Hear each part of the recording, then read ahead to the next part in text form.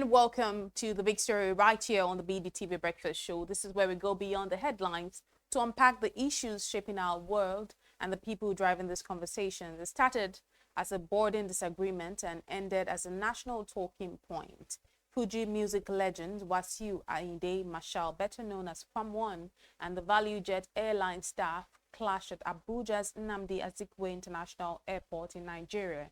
In the days that followed, the story spread far beyond entertainment headlines, opening up a wider conversation about Nigeria's aviation sector, from the enforcement of protocols to how airline staff interact with passengers, to the role of the regulators and the court of public opinion.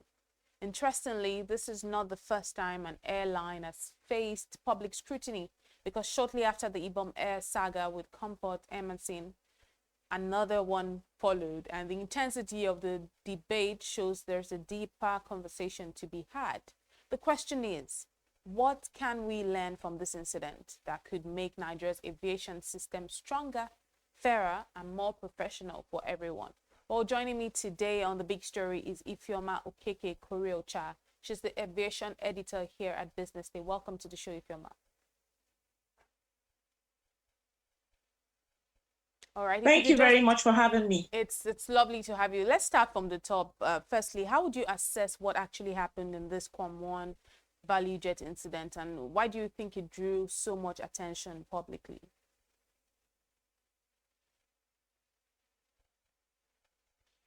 Okay. Once again, thank you for having me. Yes, it's been the aviation sector has been in the news for some time, and it's not for the so good reasons, right? Let's look at the Kwam issue. You said, why has it gathered so much concerns? I think first of all, to start with, I'll say that this is the first time an individual is coming to block an entire plane full of passengers. So that alone, it's news in itself. Then secondly, it's the events surrounding it. We know that the person in question is a prominent person in the society that people should be looking up to. But unfortunately, we had that incident happen, and it's cast some doubts in personalities and in the aviation sector as a whole. So the events that happened, first of all, was a breach on safety, because for Kwam to have had the water bottle with him full of liquid or full of whatever it is, he's alleging that it was water, but the pilots and those he spilled it on said it was alcohol. So it's their words against his. But then again, how did that pass through checkpoints? A fan has come out to say that they had checked the bottle initially and it was empty. So we are now made to believe that he probably had filled it with water or alcohol, as the case may be, when he was in the lounge. So the lounge to when he got to the foot of the aircraft is where we had a security lapses. And so it calls for some concerns. But more importantly, the concern comes where you have the crew telling you what to do, that this is not allowed inside an aircraft. It's just for you to understand, right, and do the right thing instead of arguing and then trying to block an entire plane over a flask full of water or a flask full of alcohol. So that is the height of breaching safety. And I felt that, of course, that would gather some public concerns as well. Experience covering, of course, the aviation sector. What does this situation actually reveal about the state of Nigeria's airlines right now? Because it's not just this one. At this point, it's not isolated. Now, following the ValueJet situation, we also had the Ibom Air situation. So, and you've been covering the sector for a while. So does this reveal something about Nigeria's airlines right now? Well, first of all, I want to say that it first of all reveals something about the situation of the country. It's a breakdown. Like I always say, it's a breakdown of law and order, first of all, before you now come down to the airports. Because, it's because it happened at the airports. That's why it's getting so much attention. It could have happened at the car park. It could have happened just anywhere. So people who want to breach, because of who they know or because of their personality, they feel they can get away with anything. So you have individuals or personalities who should show example, coming to a public place like the airport, and you're being told what to do. So it's a breakdown of law and order, like I'd say, and people having this entitlement mentality that they cannot abide by the laws. Aviation laws, like I say, is global. Aviation laws, are laws that set out to ensure that there's safety. So when you breach that law, it becomes a breach on safety. So yeah, so it's some concerns to show that is our airports really safe now, where individuals or personalities can just do whatever they want to do and then get away with it. So it's, yeah, I think it should gather some concerns, and I'm happy that the NCAA, the FAN, and also the terminal authorities too are doing something, are reviewing their laws, are reviewing protocols to ensure that this doesn't happen again. So yes, I believe over the next 1 month, few weeks, you'll be seeing some reviewed, protocols being issued by FAN, being issued by NCAA as a follow-up to what has happened. Yeah. Right, and incidents like this, oftentimes you see that incidents like this actually highlight gaps in both customer service, operational discipline as well, which you rightly alluded to, talking about the breakdown of law and order generally, even in the country. So, but what issues do you think this particular case brings to the surface? Okay, I'm not sure I got that again. Can you rephrase, please? So I'm speaking to what you've already alluded to. You did mention that what we saw was a breakdown in law and order, right?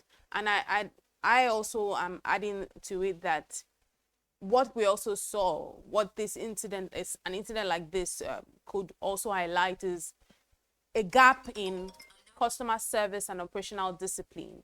So my question is, what issues do you actually think this particular case brought to the surface in terms of customer service and operational discipline?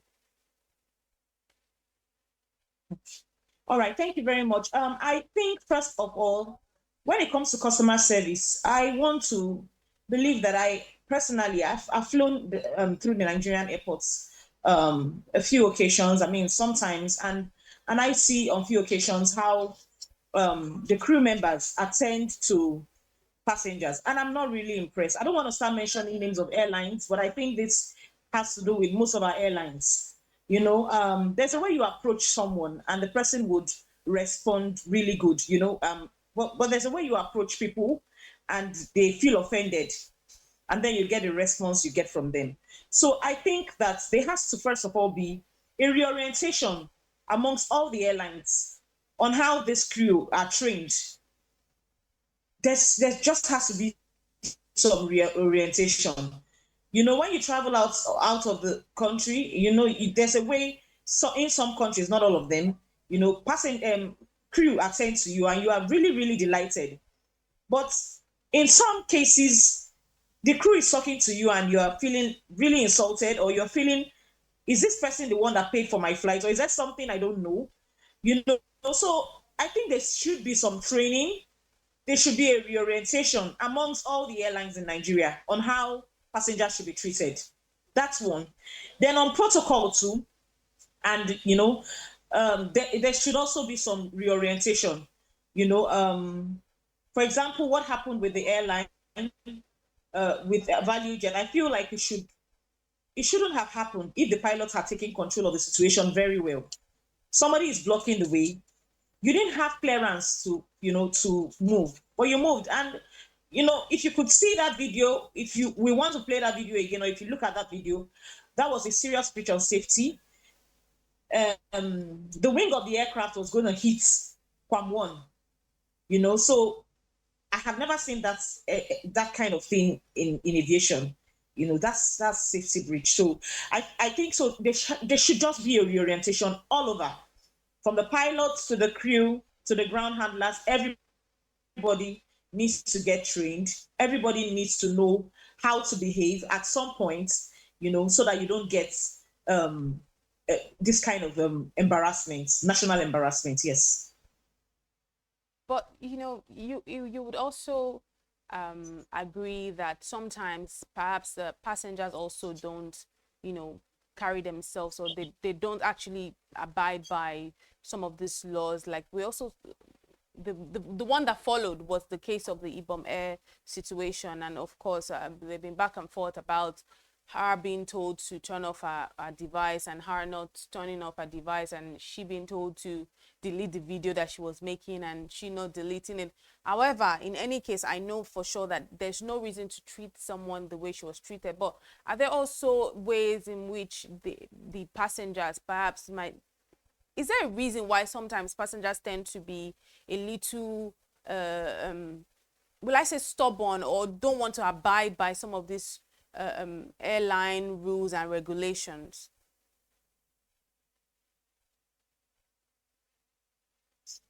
Okay, thank you. Like I said initially, you have this breakdown of law and order in the society, and it spills over to the airports. It's sad, but you see that's happening at the airport too. It's about the individual now. There's something they call morals. When you don't exhibit morals, it tends to show, and it tends to sometimes embarrass you as a person. Looking at the lady, I'm yet to get a feedback. She's yet to speak about the issue. So I always like to weigh to hear from the both sides. But let's look at what the airline had said. The airline said that they had told her to switch off the phone, and at some points there was an altercation between she and the crew and the air hostess, so to say, before she got interventions, and then she had to switch it off and all that. But then we've had also on social media people saying, eyewitnesses or people who were on the flight, who are alleged to be on the flight, saying that they saw the way the air hostess had approached her and had spoken to her in a rude manner. And that was how the whole thing escalated. She didn't like the way she was spoken to. She felt it wasn't honorable, so to say. She was disrespected, and that was why she was head on doing what she wants to do. But beyond that, as passengers, this is also to put this out there, that as passengers, we should all know that when you are in a flight, you are no longer in control of what happens in that flight, right? The signals of your phone, when they are on, could interfere with the signals that the pilot is getting, and that could even cause an accident. So just know that when you are on a flight, the air hostess, the crew, they are in control of that flight. So when they are telling you to do something, please just obey. Right? Just obey. I mean, if you are not satisfied with the way you are being spoken to, there are avenues where you can reach out to. You can even talk to the NCAA. Their decks are all around the airport to say that I'm going to report this airline to you. This is how the crew spoke to me and I didn't like. And I like that the NCAA has currently customer service to ensure that customer service decks to ensure that complaints of passengers are listened to and are acted on. So if you feel like you are being insulted by a crew, it's better to just keep mute, just obey what they tell you to do. When you land, you can take it up, right, with the authorities instead of fighting on the aircraft. So this is just me appealing to our passengers. We understand that, yes, people are different. These air hostess so are human beings like us, and I feel like when they don't speak to us in the right way and we talk to them about it, and they still, you feel like you're not spoken to well, don't worry. Just do what they ask you to do. When you get down, you can down on board, you can speak to any of the agents, speak to NCAA, even FAN is there to listen to you. I mean, to avoid and then I'm sure they will take it up. Unfortunate circumstances. But you spoke about the NCAA. You think their response mechanisms, you think they're actually effective? I mean, both in this case and in the case of Kwam, the case of Kwam 1 and in the case of Comfort Emensin, do you think their response mechanisms are actually effective? Okay, I would, from what I've seen so far, when you say response, the before the fights had erupted, I mean, there were so many altercations. For example, in the case of Comfort, before the authorities had come, and you saw how they pulled the girl and all that, which wasn't really good. So I don't think the response team too, like I said everybody needs to be reoriented, everybody needs to be trained again, Right. including the AFSEC, which is the fan security. You know, they need to be trained again. Then NCA, since the issue had started, they had really taken it up. Yeah, and I like what they have done. You know, they are asking for witnesses on the aircraft that day to come up and speak. So it's beyond. Yes, the girl has been released, but NTA is still doing their findings. They are still carrying out findings to know what really happened, what really transpired on the flight. So I think so far, let us give them the benefit of doubt and see what comes out in the coming days. Right. And let's look at one common factor that we've seen here is the role of social media, the huge role it has played in shaping public narrative, because some would say that the only reason why, the authorities have come back and said, after the 6-month ban, which was given to Kwam one, they had taken a step back and said they've reduced it to one month. And also Comfort Emensin in our case was already taken to Kirikiri, but now she's been released. So we know certainly that it was because of public outrage. How does that change the way airlines handle disputes and manage their reputation? Okay, thank you very much. I, in particular, do not support what Comfort did, right? In fact, with what she did, she's supposed to be behind bars now. But unfortunately, because Kwam One's issue was already there, and then we had Oshomole's issue, and these issues were almost swept under the carpet for me because justice wasn't really done on this issue. Giving 1 month suspension to someone who blocked an entire aircraft, I don't think that's good enough, right? Oshomole's case too with Airpeace, that was, if nothing happened. That was also swept under the carpet. So the public outrage came when Comfort, who is the daughter of a nobody, who do not know the president or do not know the governor, do not know anyone, was arrested immediately. That was when the public outrage had happened. And that happened because of past incidents with the Oshomole and Kwam One. Now, if that had been an isolated case, I can tell you that she'll still be behind bars. So we are not here to support wrongdoings. We are not here to support people who breach safety rules. No, what she did was wrong, and we need to call a spade a spade. Also, on the other hand, how the airlines had handled the matter was totally wrong. We need to call a spade a spade. Both parties were wrong, and anyone who breaches safety, like Comfort did, like Kwam One did, like Oshomole did, should also be behind bars. But because we have this people who know people, and people who are personalities in the society, we just allow some of these things, go under. It is what it is. So we'll have to deal with it. But we hope that these incidences will teach us lessons. We'll have to learn from them going forward. And speaking of some of these lessons, just share with us some of the practical lessons from these situations for the passengers, for the airlines, for regulators themselves. What could some of these lessons be?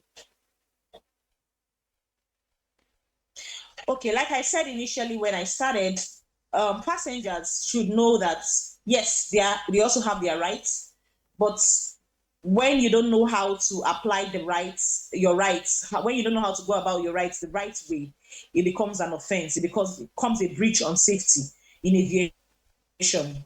So you know your rights. Please report to the regulatory authorities. Report to NCAA. If you feel NCAA has not done anything about it, you go to FAN. If FAN hasn't done anything about it, please contact your lawyers. You can sue anyone who you feel has, infringed on your rights. Yes, everyone is entitled to a lawyer as long as you can afford one. So even if you can't afford one, there are civil societies there to defend you. So know your rights, right? Please, but go about it the right way. This is for the passengers. For the airlines, like I said, please, airline operators need to reorientate their crew. Like I said, I have sometimes been spoken to in rude manner, even at the airports. But I just think, oh, well, it's one of those things. You don't know what this person is going through. But that's wrong. Because for me to, you know, come book your aircraft, book your airline to fly, it means I have some level of trust. I mean, there are other competing airlines there. So, like they say, passengers are king. So I should be treated like a king if I'm going to book your airline. But then that doesn't mean I would insult you, So please let us have some respect. Let us have courtesy. Let us know how to speak to to passengers at all times.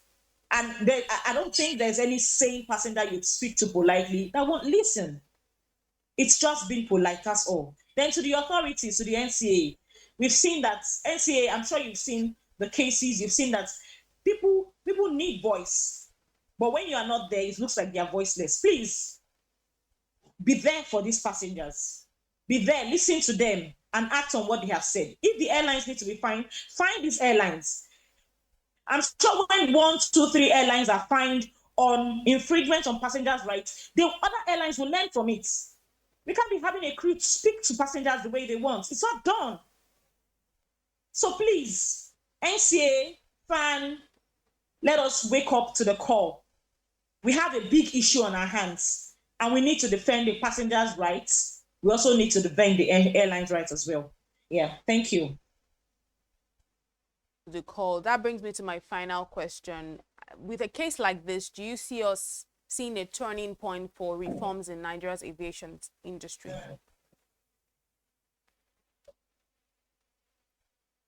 Yes, I believe there should be a turning point. In fact, there is a turning point. Like the Minister of Aviation, Festus Keyamo, has said, this has taught all parties a lesson. Now the world is watching, and I'm happy it's a social media era. Anything you do there, you think nobody is watching. Before you know, the phones are on your face. The phones are on your face, and you should be careful what you're doing. You don't even know who is just by your side, taking note of what you do. And you don't have a voice more than the voice that people see on social media.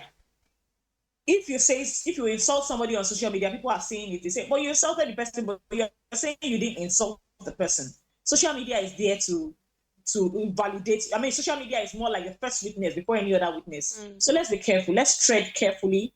I feel like this whole thing should have escalated to this level if we have people who comport themselves. If people have comported themselves well, people have been in the best behavior, this shouldn't have escalated. And I believe that it has taught lessons to everybody. Going forward, I know that even the personalities in the society will be more careful going forward and would abide to the law and ensure that they don't breach safety. Yeah, thank you. All right. Thank you very much, Ifeoma Okeke-Korieocha, Aviation Editor here at BusinessDay. Thank you very much for joining the big story this morning. You're welcome. Well, this has been the big story right here on the BDTV Breakfast Show. Up next is social listening. Do stay with us.